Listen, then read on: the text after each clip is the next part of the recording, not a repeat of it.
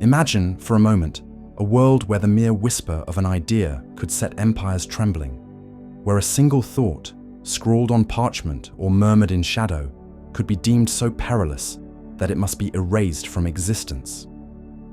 Picture the ancient libraries of Alexandria, their endless shelves of wisdom engulfed in flames, scrolls of forbidden knowledge curling into ash as if the very air sought to silence them. Envision secret gatherings in hidden chambers, where cloaked figures huddle beneath the dim flicker of torchlight, their voices low, trembling with the weight of truths too dangerous to speak aloud. There, in the quiet corners of history, the human hunger for understanding burns brighter than any fire, a relentless, unquenchable desire to know, to question, to defy the chains of control. What is it about an idea that can strike such fear into the hearts of those who guard the order of the world? Why are certain thoughts branded as forbidden, cast into the darkness as if they carry a plague of the mind? Is it the power they hold to unravel the foundations upon which societies are built? Or is it something deeper, something more primal, a fear that peering too closely into the abyss of truth might reveal a reflection we are not ready to face? These questions linger like a mist over forgotten ruins, inviting us to step closer, to listen to the echoes of ideas that were once buried, suppressed, or deemed too dangerous for the masses to grasp. Consider the weight of such suppression through the ages. In ancient times, philosophers and mystics dared to challenge the rigid structures of their societies. Their words often met with exile or worse. Their crime was not violence nor theft, but the audacity to think beyond the boundaries of what was permitted. Their ideas were not merely disagreements, they were seen as threats to the very fabric of reality as it was understood. Threats to the gods, to kings, to the unspoken agreements that held chaos at bay. Imagine a scribe in some forgotten city, his quill trembling as he records a thought that could cost him his life, knowing that to write it is to defy the will of those who claim to own truth itself. Yet he writes, driven by a force he cannot name, a compulsion to illuminate what has been cast into shadow.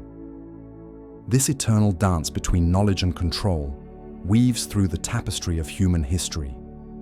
Every era has its forbidden thoughts, its heresies of the mind that must be silenced lest they spread like wildfire. But why do we fear them so? Is it because they challenge the illusions we cling to for comfort, the belief in unchanging order, in divine mandates, in the certainty of our place in the cosmos? Or is it because deep within we sense that these ideas carry a grain of truth, a shard of insight so sharp it could cut through the lies we tell ourselves to sleep at night? Take a moment to reflect on this. What thought, if whispered to you in the stillness of midnight, might shake the very ground beneath your feet? Let us linger on this notion of danger, not of swords or storms, but of ideas that wield a subtler, more insidious power. A forbidden thought is like a seed planted in barren soil, unassuming at first, yet capable of splitting stone as it grows. It does not shout or demand. It simply exists, waiting for the right mind to nurture it, to let it bloom into questions that cannot be unasked. In the ancient world, such seeds were often buried beneath decrees and dogma, hidden from view, yet they never truly disappeared. They lingered in the margins of manuscripts, in the coded words of poets, in the quiet conversations of those brave or foolish enough to seek them out. And so, as we sit in the hush of this moment, let us wonder, what truths have been hidden from us, not because they are false, but because they are too true? What ideas, once deemed too dangerous to be thought, might still whisper to us across the centuries, waiting for ears willing to listen? Picture yourself standing before a sealed door in the vast library of human consciousness, the faint sound of something stirring on the other side. Would you turn the key, knowing that what lies beyond might change everything you thought you knew? Or would you walk away, content to let the mystery remain unsolved? The choice, as always, is yours. But the whisper of forbidden thought, once heard, is not easily forgotten. Imagine a vast, ancient mansion, sprawling endlessly under a moonless sky, its countless corridors and chambers filled with the echoes of human thought. In this endless labyrinth of ideas, there is a single door, heavy with iron locks, its wood scarred by time and secrecy. Faint whispers seep through the cracks, murmurs of wisdom so profound, so unsettling, that they have been sealed away from the world. What lies behind this door? What kind of knowledge could be so powerful, so dangerous, that it must be hidden from the very minds that yearn to understand? Let us linger here at the threshold of forbidden philosophy, where the air is thick with the weight of questions too heavy for casual conversation. These are not merely ideas that have been outlawed by decree or scribbled out of history by the hands of tyrants. No, these are thoughts that have been shunned by the silent agreement of cultures, cast into shadow by the guardians of faith, or buried beneath the fear of what they might unleash. They are the concepts that dare to challenge the very foundations upon which we build our sense of order, ideas that question power, unravel morality, and peer into the abyss of reality itself. They are the whispers that ask, what if everything we hold as true is but a fragile illusion? Consider the nature of a banned philosophy. It is not always a loud proclamation or a violent rebellion. Often, it is a quiet thought, a subtle shift in perspective that creeps into the mind like mist over a still lake. It is the realization that the structures of authority, be they kings, gods, or the unwritten rules of society, rest on assumptions that can be questioned. It is the spark of doubt that threatens to ignite a wildfire, consuming the certainties that keep us tethered to the familiar. Why do we fear such ideas? Is it because they reveal a truth we are not ready to face, or because they strip away the comforting lies that shield us from the unknown? Take a moment to reflect on this. Imagine yourself standing before that locked door in the mansion of thought. You can hear the whispers growing louder, more insistent, beckoning you to find the key. What would you do? Would you turn away, content to wander the safer halls of accepted wisdom, or would you dare to press your ear closer, to listen to the forbidden truths that hum beneath the surface? These shunned philosophies often share a common thread. They disturb the equilibrium of power.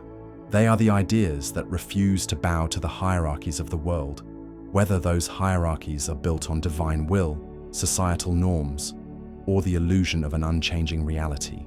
They ask us to look at the ground beneath our feet and see that it is not solid, but shifting sand. They compel us to gaze into mirrors that reflect not just our faces, but the fragility of everything we believe. In ancient times, such thoughts were whispered in hidden groves or scrawled on parchments buried in the earth, for to speak them aloud was to invite exile or worse. Yet, even as they were suppressed, they lived on, in the minds of the curious, in the hearts of the defiant, in the quiet spaces where fear could not reach. Think of a garden, overgrown and wild, where certain flowers are deemed too dangerous to bloom. Their roots are torn out, their seeds scattered to the wind, yet still, they find a way to grow in secret corners, their beauty a silent rebellion against the gardener's control. So it is with these forbidden ideas.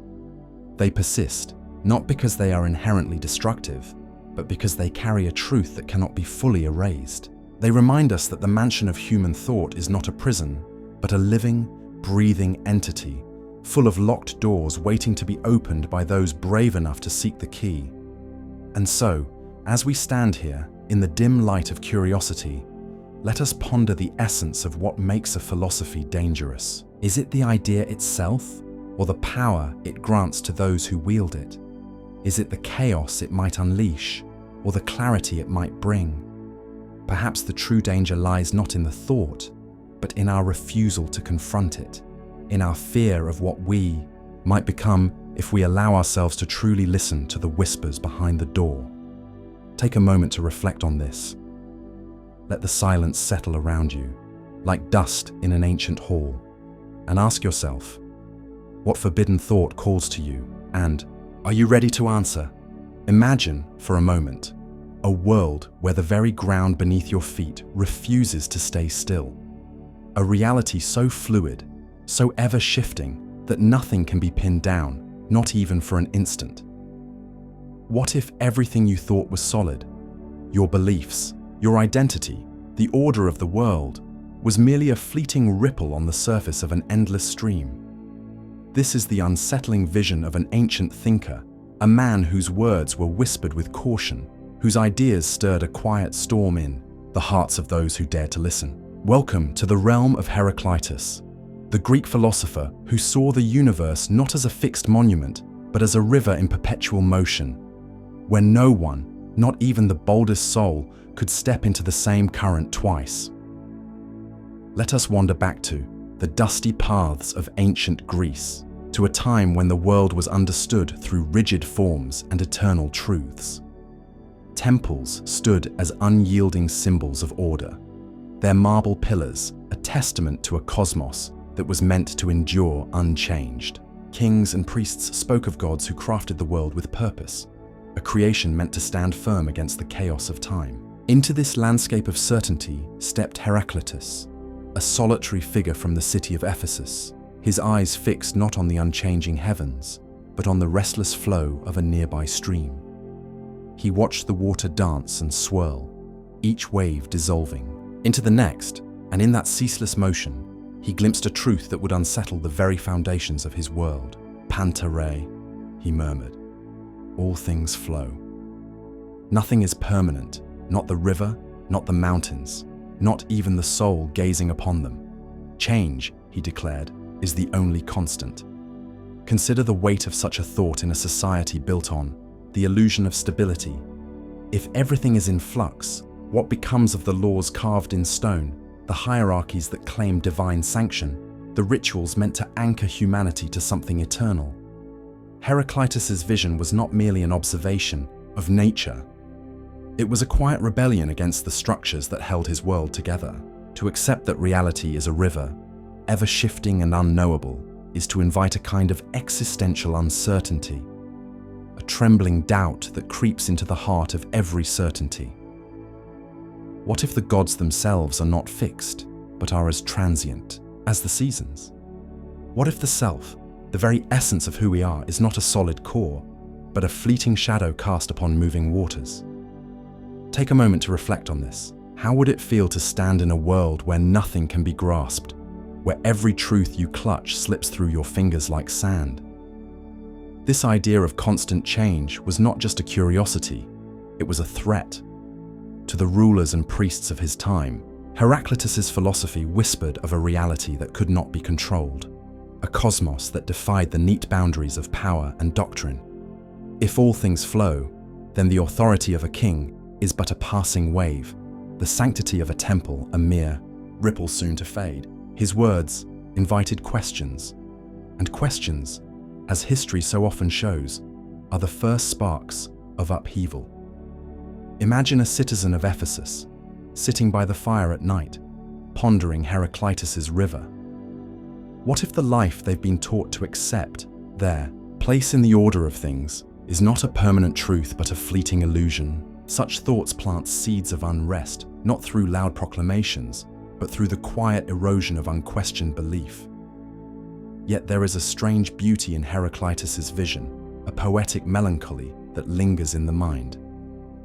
Picture yourself standing by that ancient river, the cool water brushing against your feet, each moment dissolving into the next. You reach down to touch the current, and already it is gone, replaced by a new stream, a new reality. In this endless dance of becoming, there is no room for clinging, no space for the comfort of the unchanging. Heraclitus saw life as a fire, burning and transforming, consuming itself only to flare anew. To live in such a world is to embrace impermanence, to find a kind of freedom in the surrender to flux. But freedom, as we so often discover, can be a heavy mantle to bear. It asks us to let go of the anchors we've relied upon, to drift upon a current with no promise of a shore. And so, Heraclitus's philosophy lingered on the edges of thought, a whisper too dangerous to be shouted, too profound to be ignored. His river became a metaphor for the human condition, a reminder that we too are in constant motion. reshaping ourselves with every breath, every choice, every fleeting moment of insight. What do we lose when we resist this flow, when we build walls against the tide of change? And what might we gain if we dare to step into the river, knowing it will never be the same twice? Take a moment to reflect on this. Let the image of that restless stream settle into your mind, carrying away the weight of certainty, leaving only the mystery of what comes next. Imagine for a moment a solitary figure standing on the edge of a riverbank at dusk, the water before them shimmering under the last traces of fading light. The current moves ceaselessly, whispering secrets of impermanence as it carves its path through the earth. This is no ordinary moment of quiet observation. It is a confrontation with a truth so subtle, yet so shattering, that it could unravel the very fabric of certainty upon which empires, faiths, and lives are built. What if nothing, absolutely nothing, remains as it is? What if the ground beneath our feet, the identity we cling to, the truths we swear by, are all as fleeting as this river's flow? Centuries ago, a Greek thinker named Heraclitus gazed upon a similar stream and saw in its endless motion a profound revelation. He spoke of change as the only constant, declaring that one cannot step into the same river twice. The water shifts, the moment passes, and even the person stepping forward is no longer quite the same. This was not merely an observation of nature. It was a quiet rebellion against the human desire for stability, for permanence, for a world that could be pinned down and understood once and for all. In a society built on rigid hierarchies and unyielding traditions, such a thought was a spark in the dark, a subtle, dangerous invitation to question everything. Picture this thinker by the river, his eyes tracing the ripples as they dissolve into one another. As he watches, a realization dawns. If all is flux, then what of the self? What of the gods, the laws, the very foundations of order that hold a civilization together? If nothing is fixed, then doubt creeps in, a shadow that cannot be banished by decree or doctrine. For kings and priests, for those who wield power through the illusion of eternal truths, this doubt is a threat far greater than any army. It is a whisper that cannot be silenced, a crack in the walls of certainty that might one day bring the entire structure crumbling down. Consider the weight of this idea as it ripples outward. A merchant in the marketplace hears of it and begins to wonder if his place in the world is as secure as he once believed. A soldier questions the permanence of the empire he defends. A priest, tasked with upholding divine order, feels a tremor of unease as the notion of an unchanging cosmos slips through his fingers.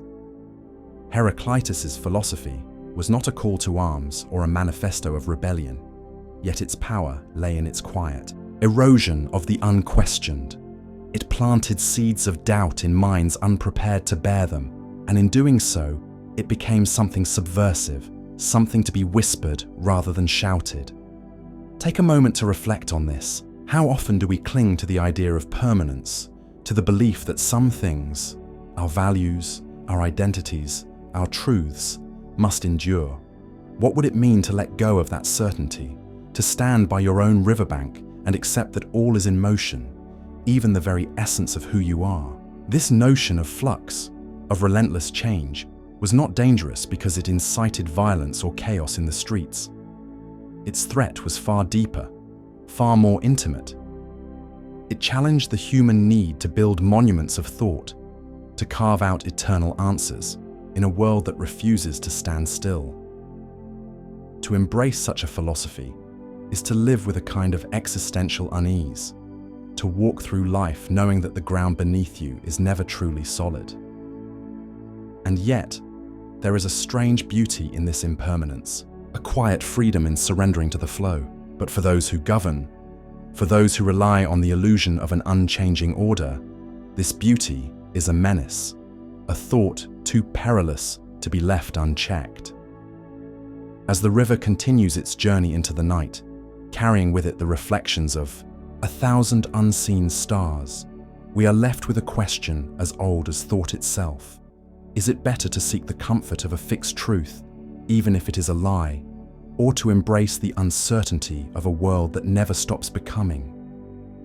Perhaps the true subversion of Heraclitus was not in the answers he offered, but in the questions he dared to ask. Questions that, once heard, cannot easily be forgotten. Imagine for a moment a solitary figure standing on a quiet hilltop under a vast, unblemished sky. The stars above shimmer with an ancient light, indifferent to the world below, yet somehow intertwined with every breath, every thought, every fragment of existence. This figure, lost in the immensity of the night, does not seek a distant deity or a voice from the heavens. Instead, they see something profound, something heretical in the very fabric of the world around them. They see God not as a separate, sovereign being, but as the endless weave of nature itself, the pulse of the universe echoing in every stone, every breeze, every fleeting moment. This is the vision of Baruch Spinoza, a man whose quiet revelations shook the foundations of faith and power in his time. A man whose thoughts were deemed so dangerous that they could not be allowed to spread. Spinoza, a philosopher of the 17th century, gazed at the world with eyes that refused to separate the sacred from the mundane. To him, God was not a creator standing apart from creation, but the very essence of all that is, an infinite substance, boundless and eternal, manifesting as the rivers that flow, the stars that burn, and the human mind that dares to question. Picture him in his modest room in Amsterdam, a lens grinder by trade, polishing glass with meticulous care, while his mind wandered through realms far vaster than any telescope could reach. He saw no divide between the divine and the earthly. Everything was one, a single, infinite reality.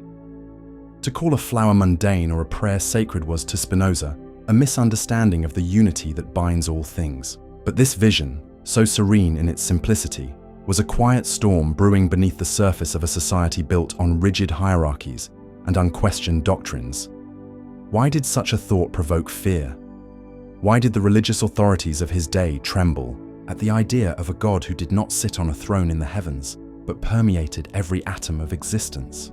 Perhaps it was because Spinoza's pantheism stripped away the barriers that kept power in the hands of the few. If God is everywhere, in everything, then no church, no priest, no king could claim exclusive access to the divine. The sacred was no longer a distant promise, attainable only through obedience, but a living presence in the world itself, a presence anyone could touch by simply opening their eyes to the wonder of being. Imagine the implications. A peasant gazing at a field of wheat, a scholar pondering the motion of the planets, a child laughing under the sun, all of them, in their own way, communing with the infinite. Such a thought threatened to unravel the very structures that held society together, for it placed the divine within reach of every soul, without need for intermediary or decree. Take a moment to reflect on this. What would it mean to see the world as Spinoza did? To walk through a forest and feel not just the rustle of leaves, but the heartbeat of something vast and eternal. To look into the eyes of another and recognize not just a person, but a fragment of the same infinite reality that courses through you. His philosophy invites a kind of intimacy with existence, a dissolving of the boundaries we so often erect between ourselves and the world. Yet it also carries a subtle danger, a danger not of violence or chaos, but of liberation. For if God is nature and nature is God, then the rules and dogmas that govern our lives lose their divine sanction. We are left to question, to wonder, to seek our own understanding in a universe that does not dictate, but simply is. In Spinoza's time, such ideas were not merely unconventional, they were heretical. They blurred the lines that religious and political powers had drawn so carefully. Lines meant to keep order, to maintain control. His vision suggested that the divine was not a reward for the obedient, but an inherent part of every moment, every thought, every life. This was a quiet rebellion, not shouted in the streets, but whispered in the pages of his writings, in the solitude of his contemplations. And yet, it was a rebellion that could not be ignored.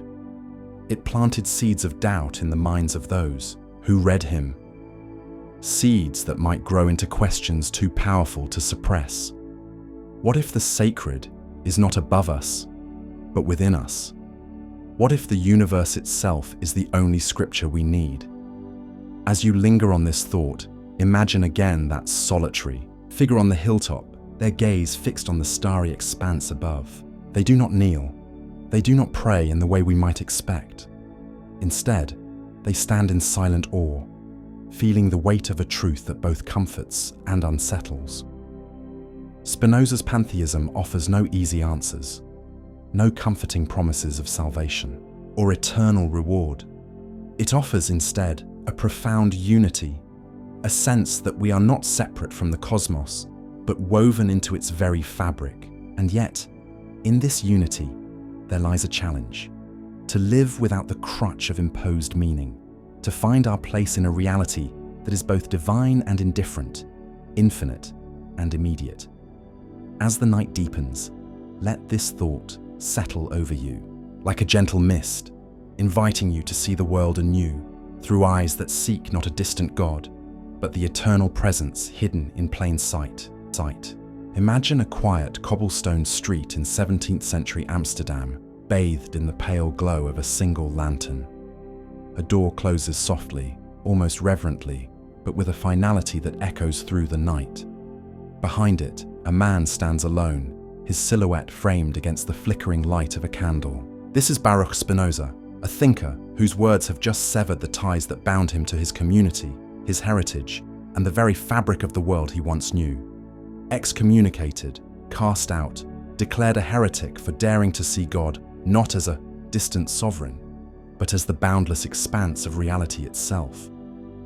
What kind of truth could be so piercing, so unthinkable, that it demands such a price, a solitude so profound it seems to stretch into eternity? In the years before this moment, Spinoza had woven a philosophy that unraveled the sacred distinctions of his time. To him, God was not a bearded patriarch seated on a heavenly throne, but the infinite substance of all that is: nature, the stars, the whisper of the wind, even the quiet thoughts stirring in our minds. Every blade of grass, every fleeting emotion, every stone underfoot was a fragment of the divine, inseparable from the whole. This was pantheism, a vision so radical that it blurred the lines between the holy and the ordinary, between creator and creation. To the authorities of his day, both religious and secular, this was not enlightenment, it was blasphemy. It threatened the very hierarchy that held their world together, a hierarchy where God was above, humanity below, and intermediaries like priests and rabbis stood as gatekeepers to the divine.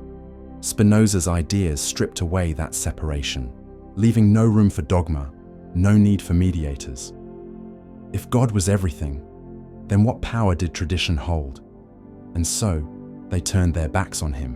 In 1656, at the age of just 23, Spinoza was expelled from the Jewish community of Amsterdam with a decree of excommunication so severe it cursed him with isolation. He was forbidden from speaking to his family, barred from the synagogue, shunned by those who once called him kin. The words of the proclamation rang like a death knell, condemning not just his ideas, but his very existence within the only world he had ever known. Yet, in the face of this banishment, Spinoza did not waver.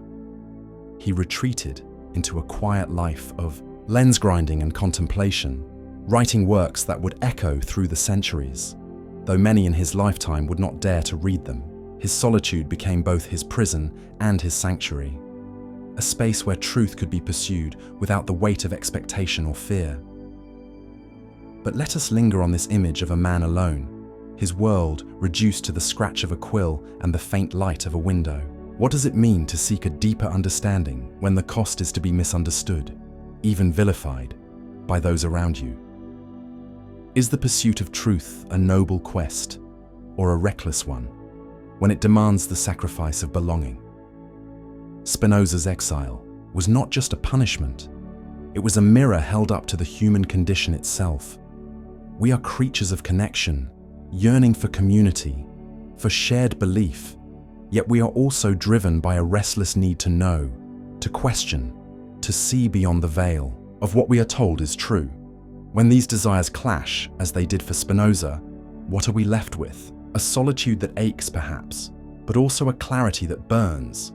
A clarity that sees the universe not as a mystery to be solved by others, but as a presence to be felt in every breath. Take a moment to reflect on this. Imagine yourself standing at the edge of a familiar world, the voices of those you love growing distant as you step toward an idea that no one else can see. Would you take that step, knowing the loneliness that waits on the other side? Or would you turn back, seeking the warmth of acceptance over the cold light of truth? Spinoza's story is not merely a historical footnote. It is a quiet challenge woven into the fabric of our own lives. How often do we shy away from thoughts that unsettle us? Not because they are wrong, but because they are heavy with consequence. How often do we silence the whisper of doubt, not out of conviction, but out of fear of standing alone? His excommunication was a verdict on more than just his philosophy. It was a warning to all who dare to think beyond the boundaries of the permitted. Yet, in his quiet defiance, Spinoza carved a path for others to follow, centuries later, when the world was ready to listen. His loneliness was the price of a truth that outlived the judgment of his time, a truth that asks us, even now, to consider what we are willing to lose in the name of understanding. As the night deepens, let this thought linger like the faint glow of that lantern on a long-ago street.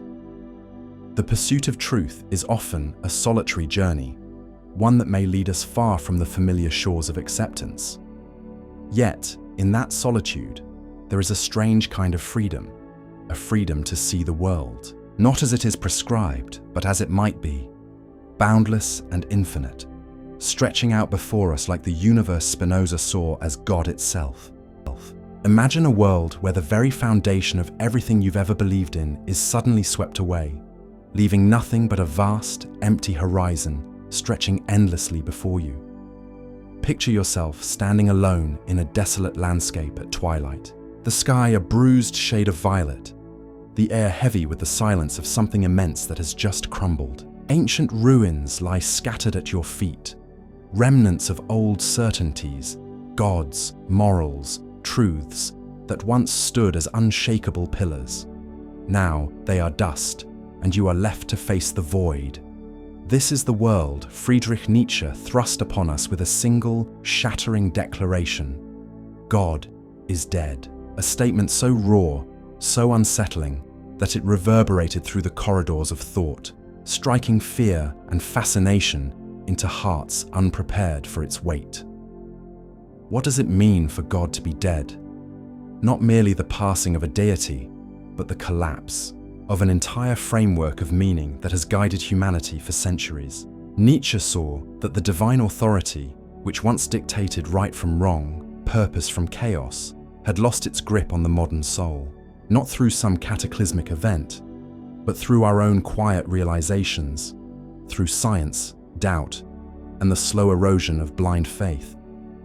We had killed God ourselves, he claimed, not with swords or fire, but with the sharp edge of our own questions. And in doing so, we tore away the safety of a prescribed existence. Picture a child who has clung to a parent's hand through a storm, only to look up one day and find that hand gone. The storm still rages, but now there is no one to guide, no one to promise shelter. Only the child remains, small and trembling, yet utterly alone to decide the next step. This idea was not just a philosophical musing, it was a thunderclap that threatened to unravel the moral fabric of society. For if God is dead, who then decides? What is good? What is evil? Without a divine compass, we are cast adrift on a sea of our own making, where every wave, every current, is shaped by our own hands. Nietzsche saw this as both a curse and a liberation. The old certainties, those stone tablets of morality handed down from on high, had become chains, binding us to a meaning not of our own creation. But to break those chains is to step into a terrifying unknown. Imagine walking through a city where every law, every rule has vanished overnight. The streets are eerily quiet, the air thick with possibility and dread. Do you build anew, or do you crumble under the weight of endless choice? This was the confrontation Nietzsche forced upon us, a mirror held up to humanity, reflecting not a divine image, but our own raw, unpolished will. Take a moment to reflect on this. What would you do if every certainty you've ever known dissolved into shadow? If the voice that once whispered purpose into your ear fell silent, leaving only the echo of your own thoughts? Would you fear the void, or would you dare to fill it with something of your own making? Nietzsche's words were misunderstood in his time, often twisted into something monstrous by those who feared their implications. His declaration was not a call to nihilism, though many branded it as such, nor was it a celebration of chaos. It was a warning, a challenge, a lament for a world that had outgrown its cradle but had yet to learn how to stand. He saw that with the death of God came the death of inherited meaning, and in its place, a yawning emptiness, a void that could swallow the weak but could also forge the strong. Imagine standing before that void now, at the edge of a great chasm where the twilight deepens into night. The wind carries whispers of old beliefs, now powerless, and yet it also carries the faint promise of something new. But that promise is not given freely. It must be wrested from the darkness by your own hands, shaped by your own vision. Nietzsche dared to ask whether we are ready for such a task, whether we can bear the solitude of creating our own light in a universe that offers none. This idea was dangerous not because it denied the divine, but because it placed the burden of existence squarely on our shoulders. It stripped away the comfort of a higher power, watching over us, judging us, guiding us. Instead, it left us naked before the vastness of our own potential and our own failures. To kings and priests, to societies built on obedience and faith, this was a spark that could ignite rebellion, not of armies, but of minds. For if God is dead, then so too are the hierarchies that claim to speak in his name. The throne, the altar, the law, all tremble when humanity awakens to its own power. And so, Nietzsche's words were feared, whispered in the shadows rather than shouted in the streets, for they carried the quiet menace of a truth too heavy for most to hold. As this twilight in our imagined landscape fades to black, let your thoughts linger on this desolate yet strangely beautiful scene. The ruins of old beliefs lie behind you, the void stretches ahead, and the silence is yours to break. What will you build in this newfound emptiness? What meaning will you carve from the stone of your own will? The night deepens, and with it, the weight of Nietzsche's challenge settles over you like a shroud, not to despair, but to dare. To face the void not as an end, but as a beginning, raw and uncharted, waiting for the first step of a creator who is no one but yourself. Imagine standing on the edge of a vast, windswept cliff, the world sprawling endlessly below you, a grey sky swirling with restless clouds. There's no guardrail here, no comforting hand to guide you, no voice whispering assurances of purpose or direction. The wind howls, tugging at your very being, and in this moment, you feel it, the raw, untamed essence of freedom. But with it comes a shadow, a creeping vertigo, as you peer into the abyss below. What happens when the anchors of meaning, once so firm beneath your feet, dissolve like mist? What does it mean to be truly free in a world that offers no inherent truth to cling to? This is the precipice where Friedrich Nietzsche's philosophy brings us, a place both exhilarating and terrifying, where the old certainties have crumbled, and we are left to face the consequences of a profound declaration. The divine authority that once shaped our values, our morals, our very sense of self, is no longer there to hold us. The structures of belief that once towered over humanity like ancient cathedrals now lie in ruins, their echoes fading into the wind. And in their absence, we are confronted with a void, a vast, uncharted expanse where no cosmic hand points the way. Nietzsche called this the death of God, not as a literal event, but as a cultural and existential unraveling. The sacred canopy that once sheltered us from the storm of uncertainty has been torn away. leaving us exposed to the elements of our own making. But what does this mean for us, standing here on this cliff's edge? It means that the burden of meaning falls squarely upon our shoulders. There are no heavenly decrees to dictate right from wrong, no eternal laws carved in stone to guide our steps. The abyss before us is not just a void of nothingness. It is a mirror, reflecting back the question of who we are and who we choose to become. Freedom, in Nietzsche's vision, is not a gift, but a challenge, a daring invitation to carve our own path through the wilderness of existence. Yet, with this freedom comes a weight that can feel almost unbearable.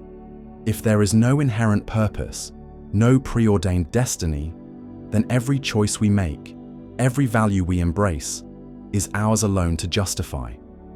The exhilaration of crafting our own meaning is inseparable from the terror of standing unsupported, with nothing but the howling wind to keep us company. Take a moment to reflect on this. Imagine yourself at this very edge, the ground beneath you trembling with the absence of certainty. What would you build in this empty space? What values would you forge, knowing they spring solely from your own will? Would you leap into the unknown, embracing the chaos of creation? Or would you hesitate, longing for the safety of a world that no longer exists? Consider the implications of this freedom as it ripples outward. In Nietzsche's time, such ideas were not merely philosophical musings, they were dynamite, capable of shattering the foundations of society. A world without divine authority is a world where hierarchies tremble, where the rules that govern us are revealed as human inventions, fragile and subject to change.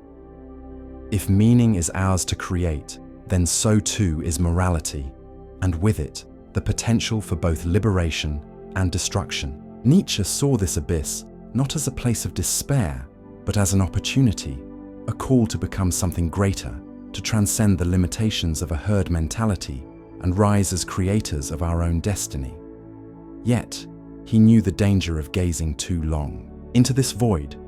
For if we stare into the abyss, as he warned, the abyss stares back, challenging us to confront the depths of our own fears and desires.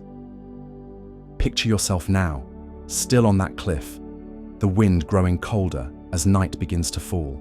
The horizon is a thin line of fading light, and below, the shadows deepen, obscuring what lies at the bottom of this chasm. There is no turning back to the comforting illusions of old, no path already trodden to lead you safely home. The freedom Nietzsche speaks of is a solitary journey, one that demands courage to face the uncertainty, to embrace the responsibility of shaping a life without a blueprint. It is a freedom that can feel like a curse as much as a blessing, for in the absence of divine guidance, we must become our own gods, flawed, trembling, but resolute. And so, as the last light fades from the sky, ask yourself, are you ready to step forward into this uncharted expanse? Are you willing to bear the weight of a freedom so vast it threatens to consume you? The abyss does not answer, but it waits, patient, eternal, a silent witness to the choices you will make. Take a quiet breath and let this question linger in the stillness as the world around you softens into the embrace of twilight. Imagine, for a moment, a city at dusk, its streets teeming with hurried figures, each one bound by unseen threads of duty, tradition, and expectation. Amidst this restless crowd, there walks a solitary soul, unnoticed, untouched by the weight of obligation. Their steps are deliberate, their gaze unclouded by the demands of others, as if they exist in a realm of their own making. This is the essence of a forgotten philosophy, a dangerous whisper from the past that dared to place the self above all else. A thought so radical, so unbound, that it threatened the very fabric of order. This is the world of Max Stirner, a thinker whose ideas of egoism sent ripples of unease through the structures of society. In the 19th century, when the air was thick with the ideals of community, nation, and morality, Stirner emerged as a voice of defiance. He spoke of the individual as the ultimate reality, the only true measure of existence. To him, the concepts that bind us, state, religion, even morality itself, were mere phantoms, illusions crafted to keep us tethered. He called them spooks, empty shadows that haunt the mind, convincing us to sacrifice our own desires for the sake of something greater. But what if, he asked, there is no greater? What if the self, with all its raw, unpolished truth, is the only thing worth serving? Picture this lone figure in the city, weaving through the throng, their mind, a fortress against the clamor of expectation. They do not bow to the invisible laws that govern others. They do not kneel before the altar of duty or tremble under the gaze of societal judgment. For Stirner, to live authentically was to live for oneself, to reject the chains of external ideals and embrace the sovereignty of personal will. It was a philosophy of radical individualism, one that whispered a seductive and dangerous truth. You owe nothing to anyone but yourself. But why was this idea so threatening? Why did it unsettle the guardians of order, the architects of collective harmony? Perhaps it was because Stirner's egoism stripped away the comforting illusions that hold societies together. If every person were to prioritize their own desires, to see themselves as the center of their universe, what would become of shared purpose? What would happen to the intricate web of obligations that keeps chaos at bay? His philosophy was a mirror held up to the world, reflecting not a unified whole, but a fractured mosaic of individual wills, each vying for its own truth. And in that reflection, there was no room for blind allegiance, no space for unquestioned norms. Take a moment to reflect on this. What binds you to the world around you? Are they ties of genuine connection, or are they chains forged by habit, fear, or the expectations of others? Imagine, just for a breath, what it would feel like to walk through life as Stirner's solitary figure, unburdened, untethered, answerable only to the quiet voice within. Yet, there is a shadow to this liberation, a subtle unease that lingers in the air.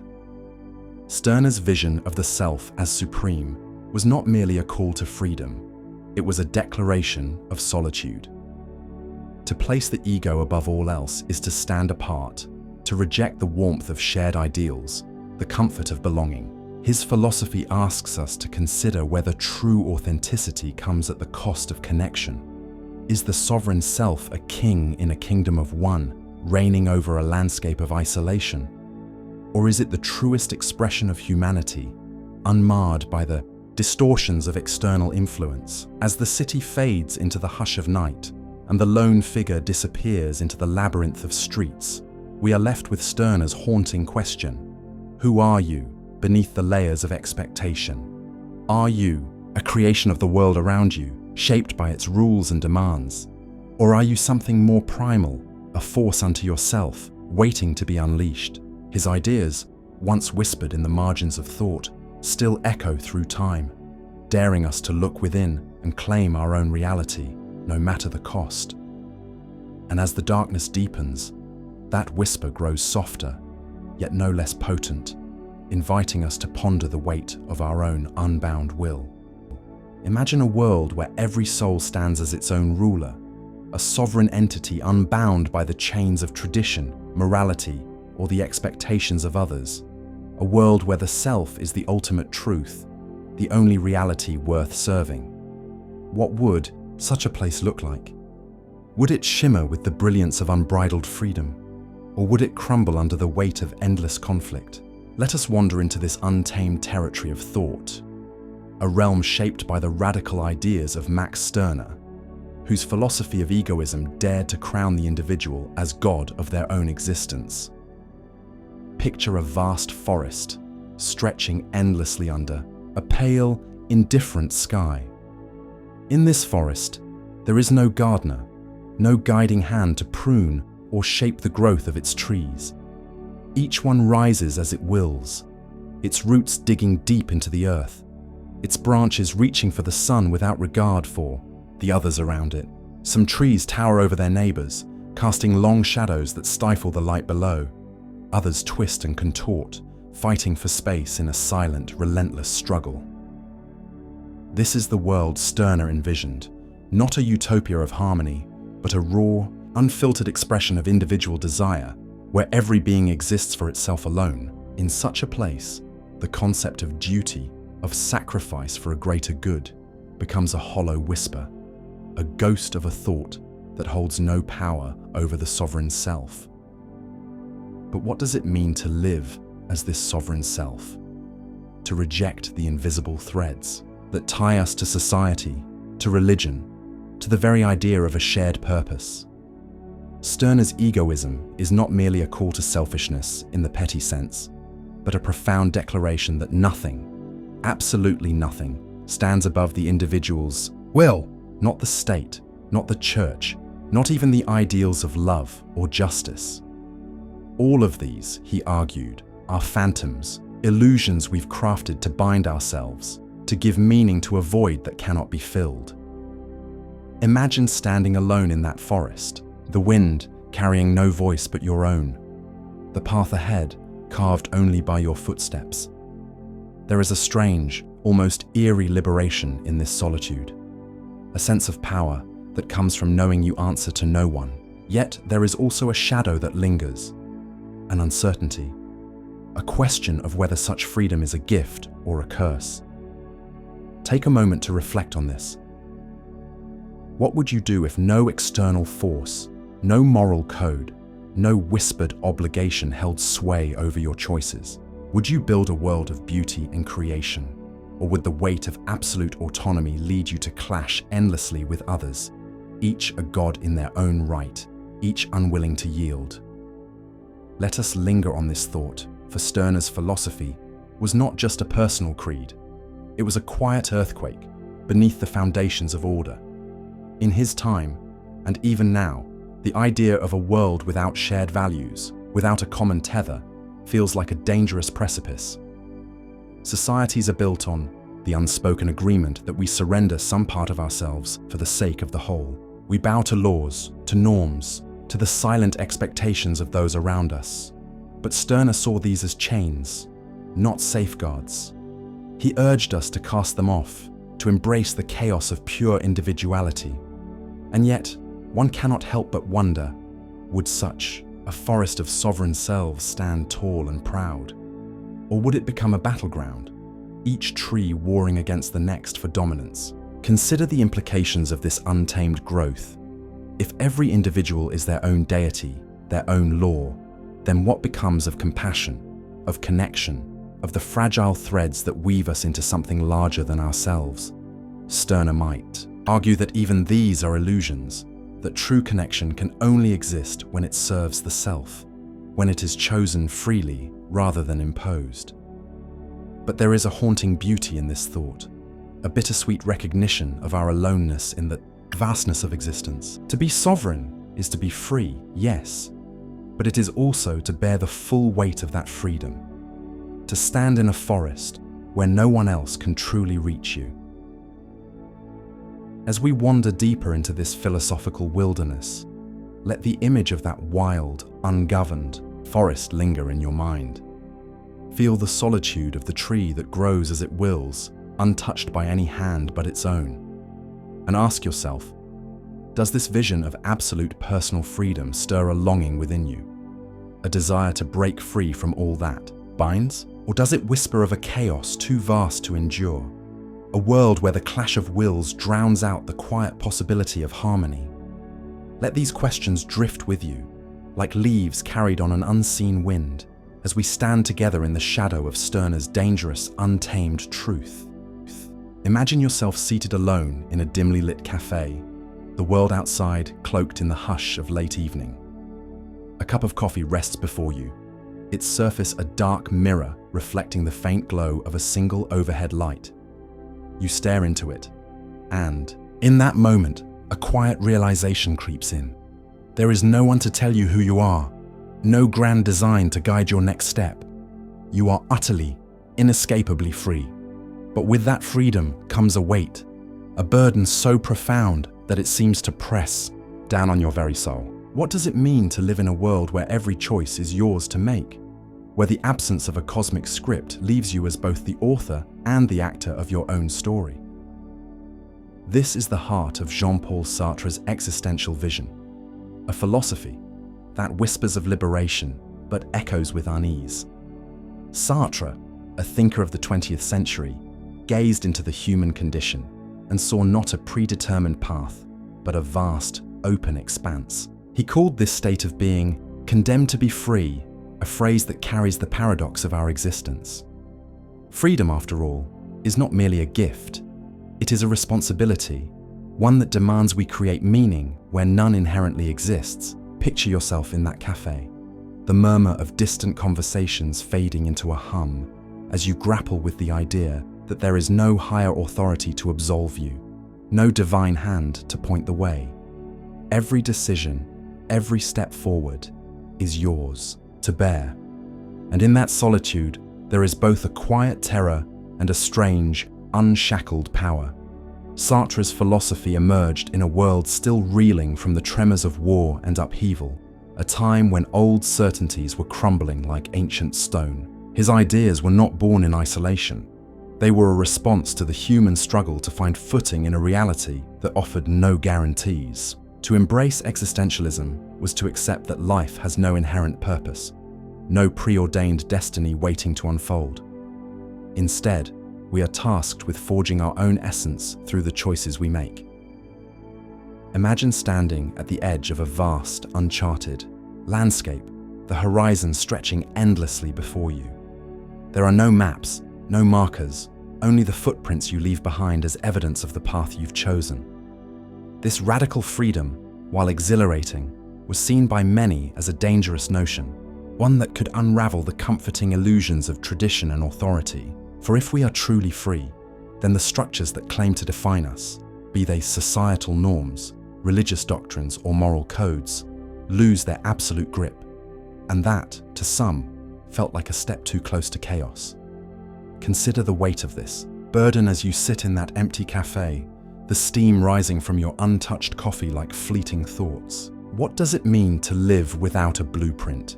To know that every action shapes not just your future, but the very core of who you are. Sartre believed that we are always in the process of becoming, defined not by some eternal essence, but by the accumulation of our choices.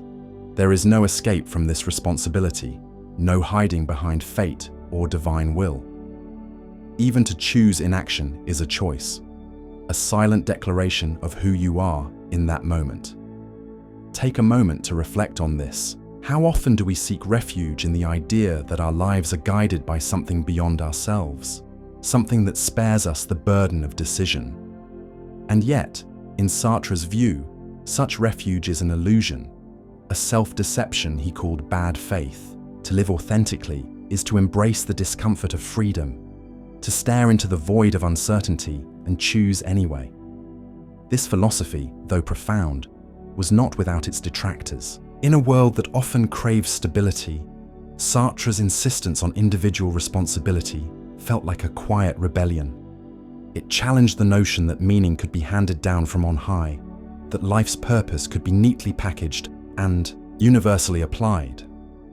Instead, it placed the onus on each of us to craft our own answers, to build our own cathedrals of belief in a landscape barren of divine architecture.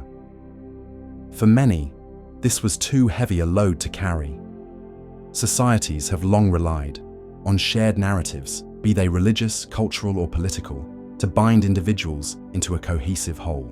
But Sartre's existentialism whispers a different truth, that we are alone in our freedom, and that aloneness can be both a liberation and a curse.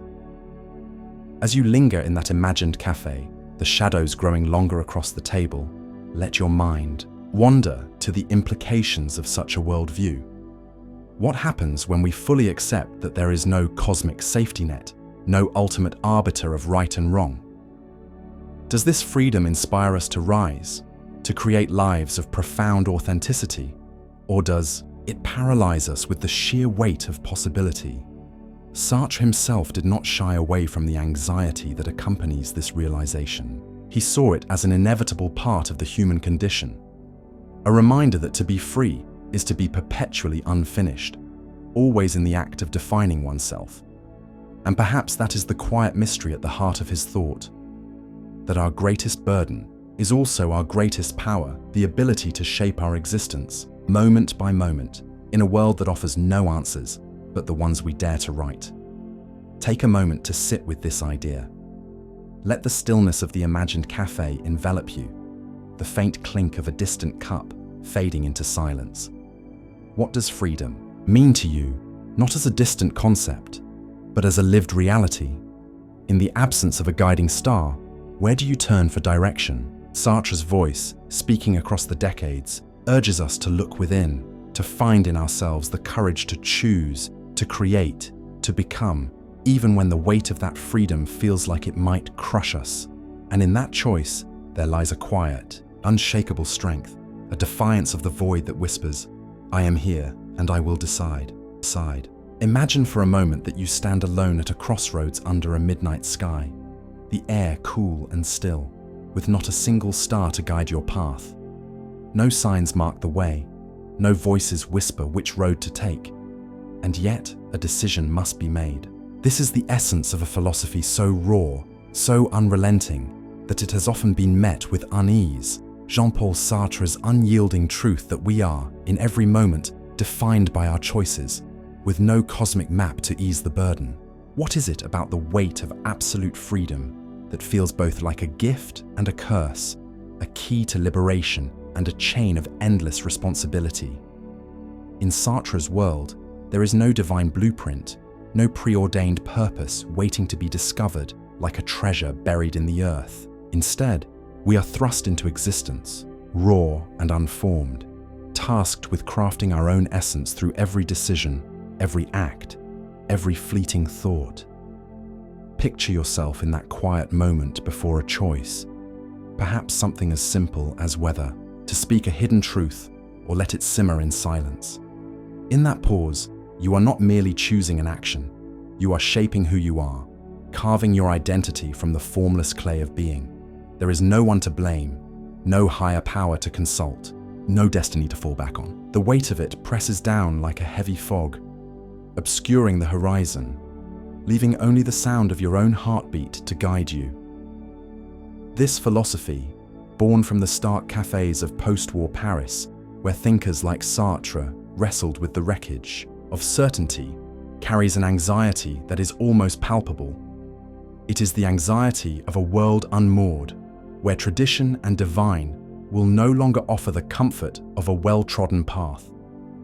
To live with this truth is to accept that meaning is not found, but made, stitched together from the fragments of our choices, fragile and ever-changing. And yet, is this not also a kind of quiet power, to stand at that midnight crossroads, knowing that the road you choose is yours alone, shaped by no hand but your own? There is a strange, somber beauty in such solitude. Take a moment to reflect on this. When was the last time you felt the weight of a choice, not just in its outcome, but in how it defined you? Did you feel the tremor of freedom, the silent realization that no one could choose for you? Consider how such a perspective might ripple outward, unsettling the foundations of a society built on shared certainties. For those who seek solace in the arms of tradition, in the promise of a greater plan, Sartre's ideas can feel like a cold wind through an open window, stirring doubts that were meant to remain dormant. If we are all condemned to be free, as he claimed, then the structures of authority, whether they be religious, political, or cultural, lose their grip. No longer can we defer to a higher will. We must face the mirror of our own making. This is a thought that does not sit easily.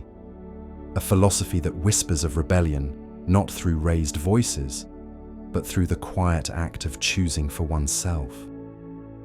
Picture that crossroads again, the gravel beneath your feet, the vast emptiness of the night stretching in every direction. Each path is a possibility, each step a declaration of who you are becoming. Sartre saw in this not just burden, but a call to authenticity, a demand to live deliberately, to embrace the anguish of freedom rather than flee from it. Yet, how many of us shy away from such a gaze, seeking instead the comfort of a signpost, a guide, a voice to tell us which way to turn? Perhaps this is why his ideas, though profound, have often been met with hesitation, with a quiet fear of what it means to stand so utterly alone. Take a deep breath and let this image linger. The crossroads, the silence, the weight of a choice, yet unmade. What path would you take if you knew no one could choose for you, if every step was a brushstroke on the canvas of your being? In this moment, there is no right or wrong, only the quiet truth that you are the author of your own story, writing it with every fleeting decision under the watchful eye of an indifferent night. Imagine a vast, endless desert stretching out before you, its golden sands shimmering under a merciless sun. A lone traveler stands at the edge of this expanse, their silhouette a mere speck against the infinite horizon. They gaze into the distance, searching for a sign, a purpose, a whisper of meaning in the silence. But the desert offers nothing. Only the weight of its indifference presses down, heavier than the heat. This is the realm of the absurd, a concept so unsettling, so quietly defiant, that it forces us to confront a universe that does not care whether we exist at all.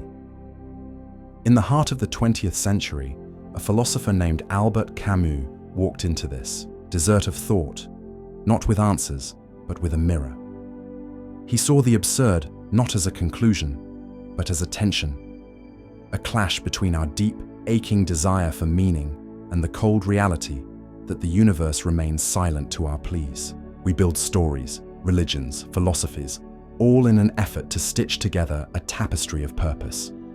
We ask why we are here, what lies beyond, what makes our struggles worthwhile. And yet, the stars above do not answer. The mountains do not echo our cries. The desert simply stretches on, unmoved by our questions. Camus did not shy away from this void. Instead, he named it. He described the absurd as the moment we realize that our search for absolute truth, for cosmic significance, will always be met with a blank stare from existence itself. Picture that traveler again, their boots sinking into the sand, their eyes scanning for a mirage of certainty. They might invent a destination in their mind, a city of gold, a hidden oasis, but deep down, they know it may never appear.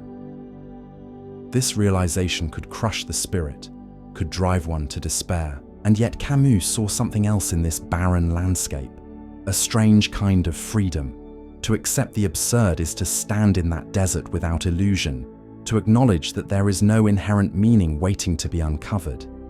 But this is not surrender. It is a quiet rebellion, a refusal to let the silence dictate the terms of our existence. Camus believed that to live with the absurd is to live fully aware of this lack, and yet to keep walking, to keep creating, to keep searching, not because there is a guaranteed reward, but because the act of defiance itself becomes our meaning. Imagine the traveler pausing, not to collapse under the sun's weight, but to sit upon a dune, tracing patterns in the sand with a weathered hand. Those patterns will be swept away by the wind, but in that fleeting moment, they are real. They are theirs. This philosophy, though, was not welcomed with open arms. In a world that often clings to certainties, whether in the form of divine plans, moral absolutes, or societal promises, the absurd can feel like a dangerous unraveling. It strips away the comforting scaffoldings we've built around our lives. If there is no ultimate purpose, no grand design, then what holds us together? What prevents chaos from creeping in? For many, Camus' ideas were not a liberation, but a threat, a quiet whisper that could erode the foundations of faith, duty, or tradition. To gaze into the desert of the absurd is to risk seeing nothing at all.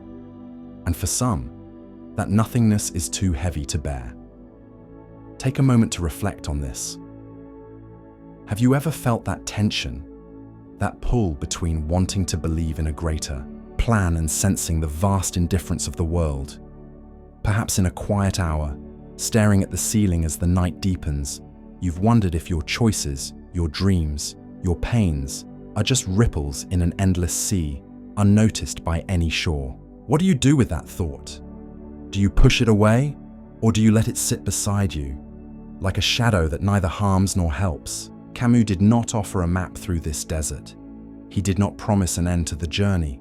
Instead, he invited us to embrace the absurdity of our condition, to live passionately within it, to love the fleeting beauty of a sunrise even knowing it will fade, to build sandcastles on a shore we know the tide will claim. His philosophy was not a call to despair, but a call to courage, to stand in the face of a silent universe and say, "I will create my own song, even if no one hears it."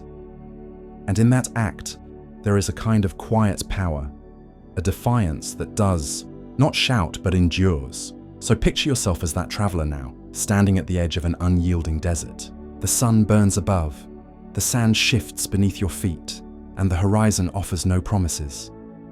Yet, in your hands, you carry the weight of your own story, fragile and fleeting though it may be. Will you walk forward, not because you must, but because you choose to? Will you trace your own lines in the sand, knowing they may vanish by morning? In the philosophy of the absurd, there is no right answer, only the question itself, lingering like a whisper on the wind, asking you to decide what it means to be alive in a world that does not care. Imagine for a moment a world draped in silence, a vast emptiness stretching out before you, like a canvas untouched by color or form. In the dead of night, when the clamor of daily life has faded into a distant hum, you stand alone with nothing but your thoughts, facing the void that seems to whisper back with an indifferent sigh. What do you do when you realize there is no inherent meaning etched into the fabric of existence? No grand purpose waiting to be unveiled? This is the precipice Albert Camus invites us to confront, not with despair, but with a quiet, defiant act of creation, a rebellion against nothingness itself. Camus, a thinker who gazed unflinchingly into the absurd, saw life as a paradox. We yearn for meaning, for answers to the great questions of why we are here, yet the universe remains stubbornly silent, offering no solace, no guiding hand. But rather than collapse under the weight of this realization, he proposed something radical. He urged us to rebel, not against a tangible enemy, not against a tyrant or a doctrine, but against the very absence of meaning. To rebel, in Camus' view, is to live fully in spite of the void, to create purpose where none is given, to paint vibrant colors on that blank canvas under the cover of darkness, knowing full well the dawn may wash them away. Picture yourself in the stillness of midnight, standing before an empty easel, a palette of colors at your side. The world around you is asleep, unaware of the quiet battle unfolding within. Each stroke you make is an act of defiance, a refusal to let the silence win.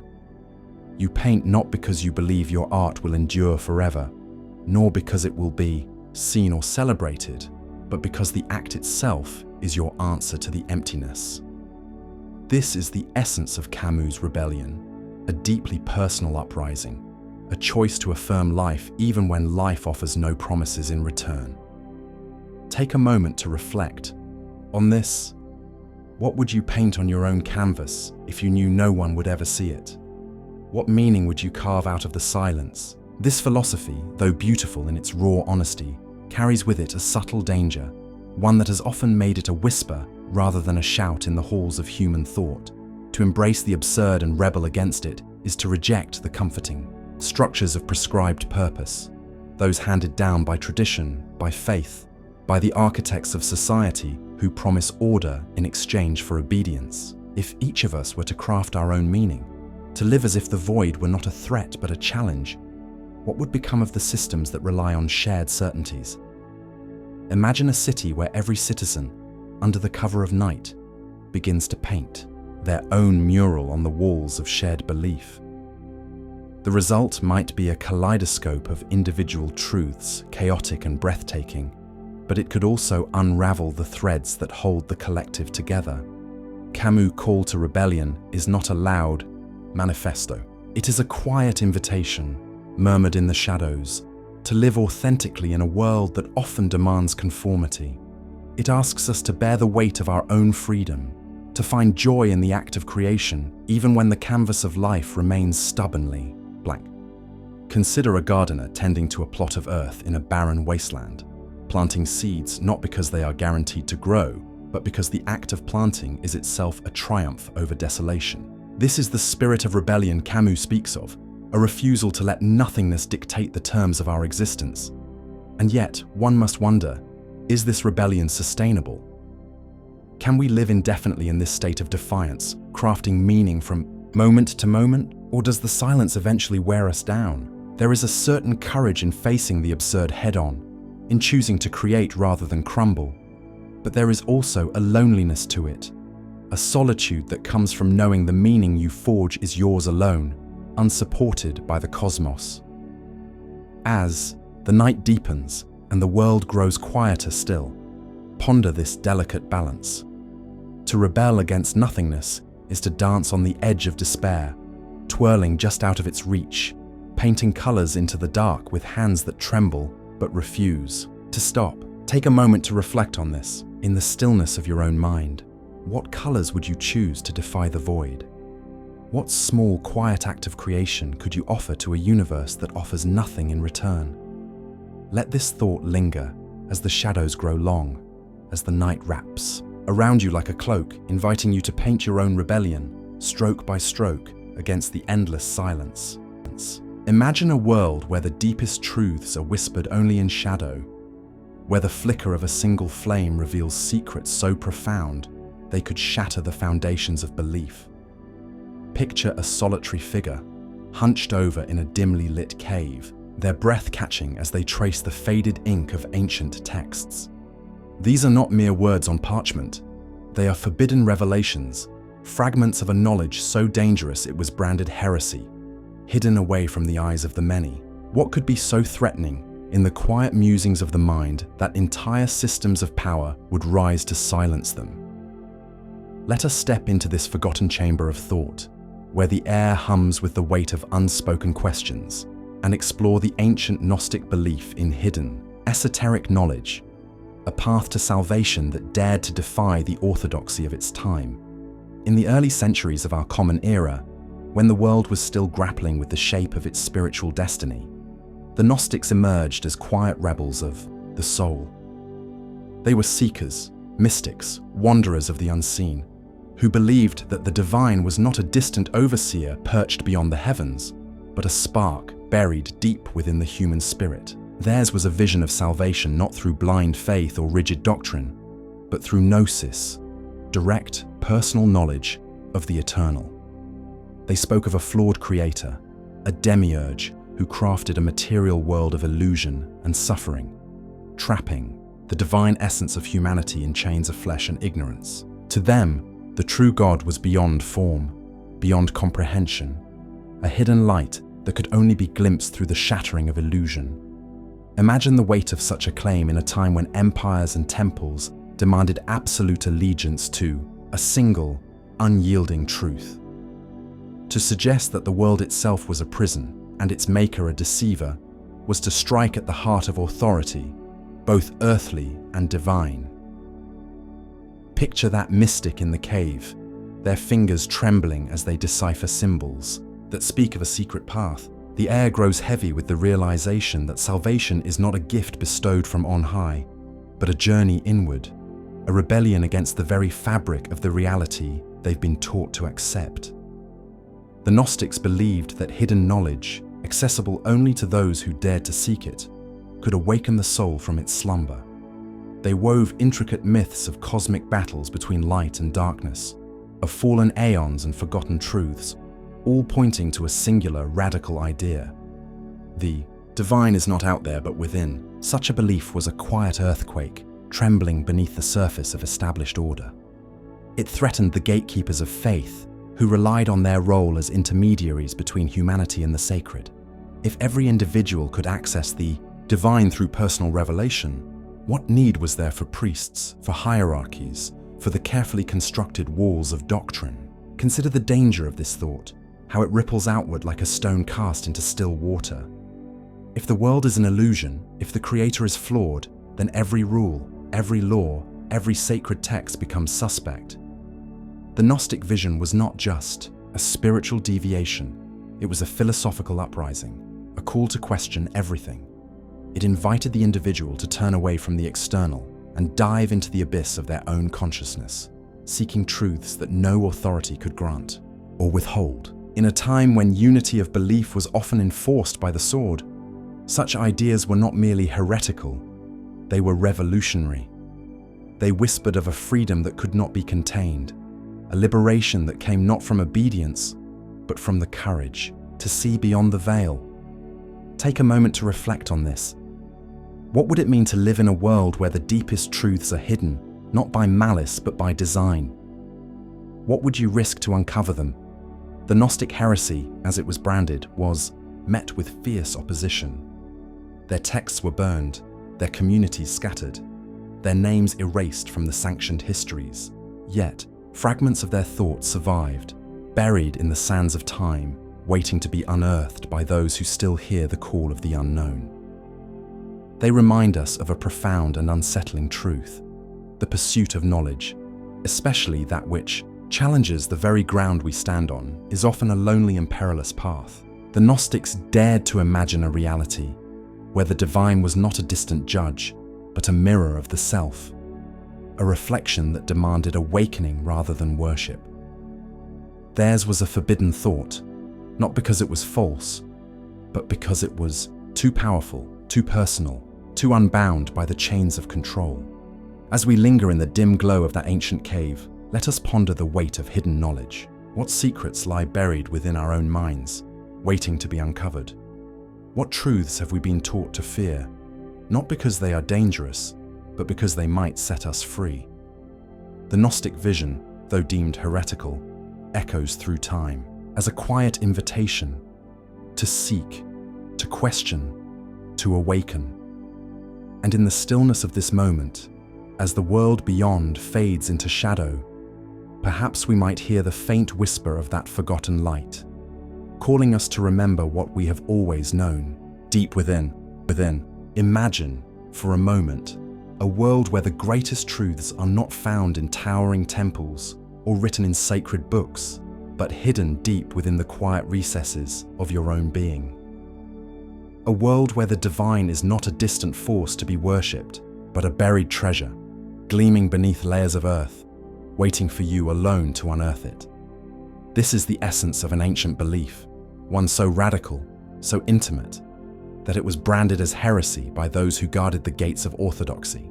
It is the Gnostic vision of the divine, a secret, personal revelation that threatened to upend the very foundations of control and doctrine in its time. Let us wander back through the mists of history to an era when the boundaries between the sacred and the forbidden were fiercely drawn. In the early centuries of our common era, amidst the rise of organized faith, there were those who dared to whisper of a different path. The Gnostics, as they came to be called, were seekers of hidden knowledge, believers in a truth that could not be handed down through sermons or decrees. They spoke of a divine spark within each soul, a fragment of the eternal that did not need a priest or a temple to be accessed. This was not a god of judgment or hierarchy, but a presence woven into the fabric of existence, waiting to be discovered through personal insight and inner transformation. To them, salvation was not a gift bestowed from above, but a journey of awakening, a peeling back of illusion to reveal what had always been there.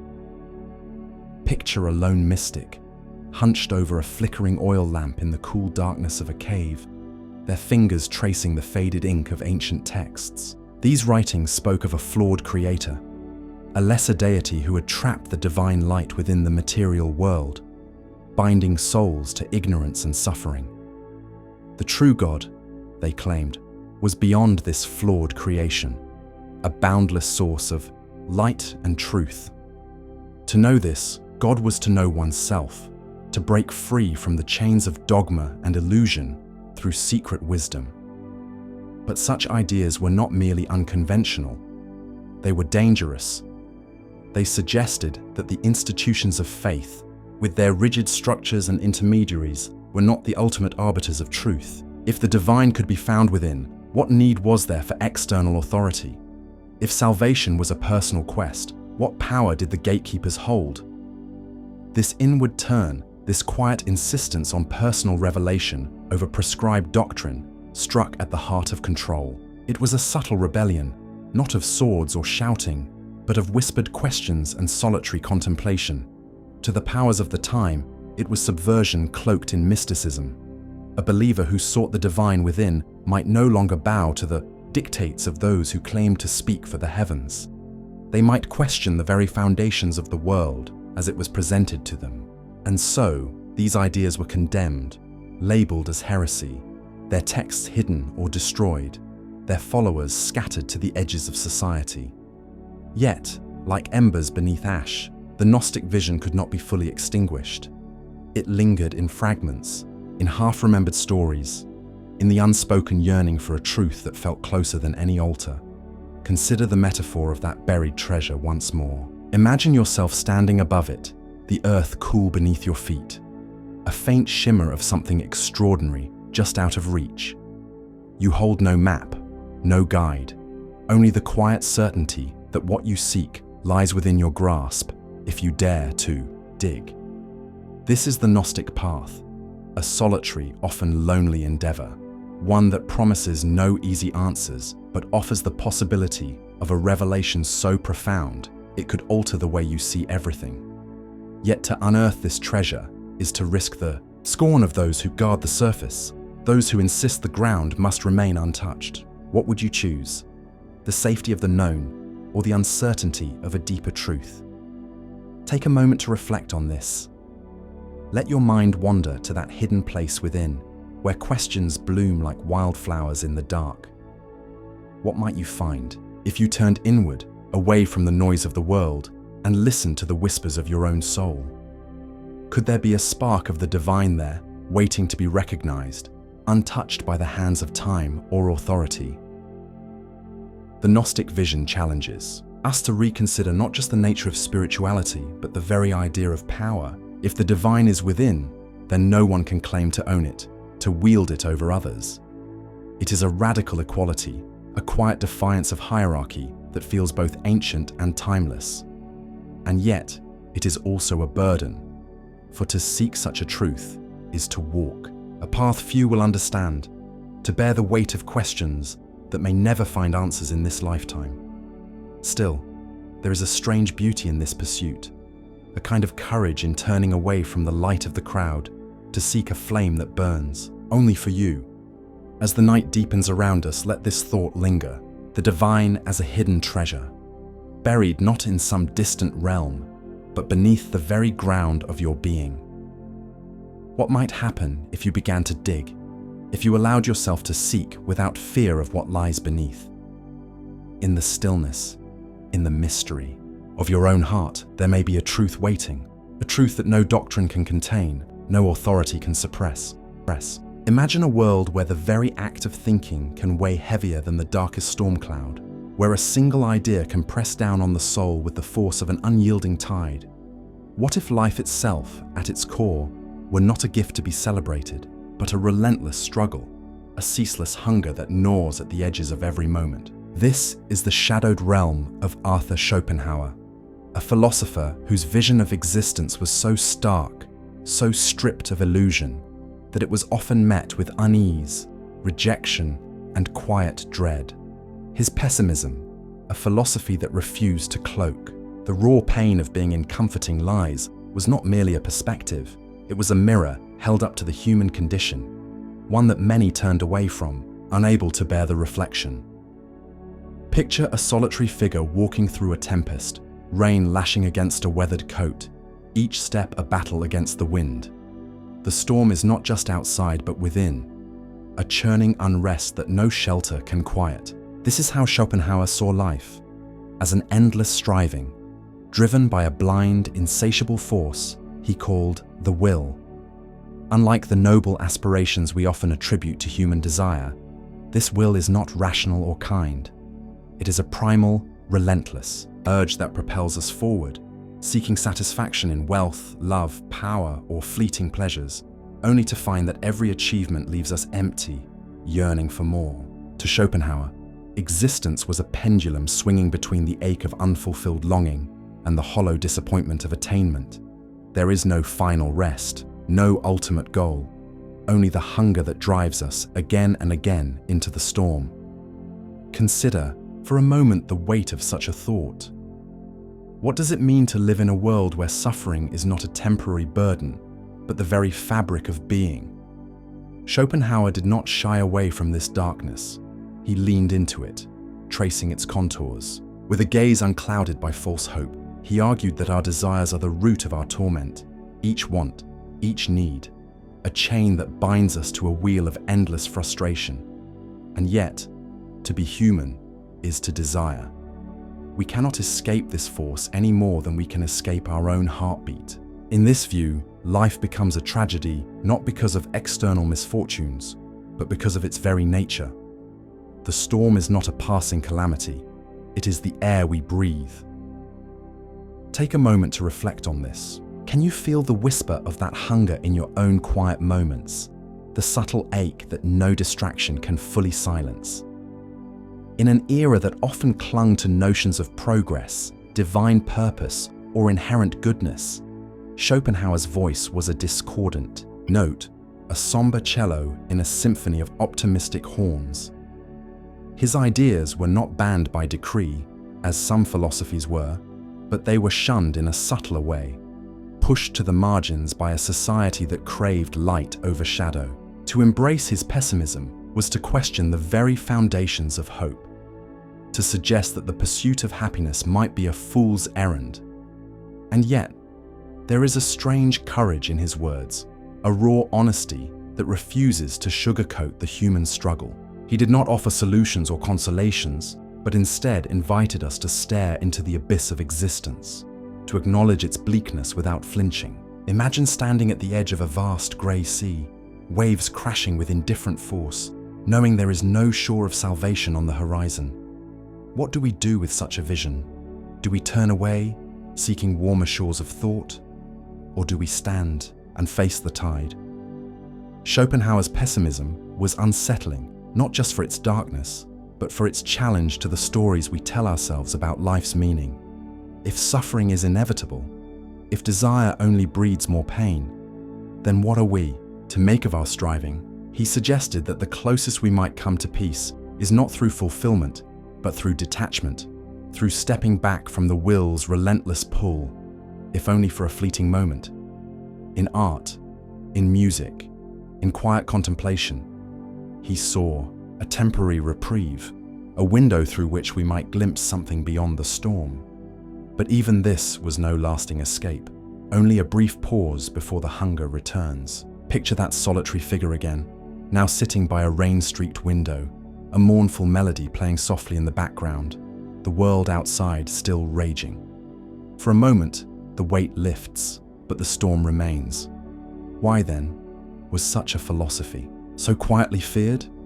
Perhaps because it strips away the illusions we rely on to carry us through the day. It asks us to confront a truth that many would rather bury beneath layers of distraction or faith, that life, at its essence, may hold no inherent promise of redemption.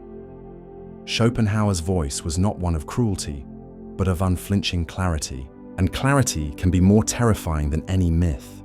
To listen to him is to walk through that storm without the comfort of an umbrella, to feel the rain on your skin and know it will not stop.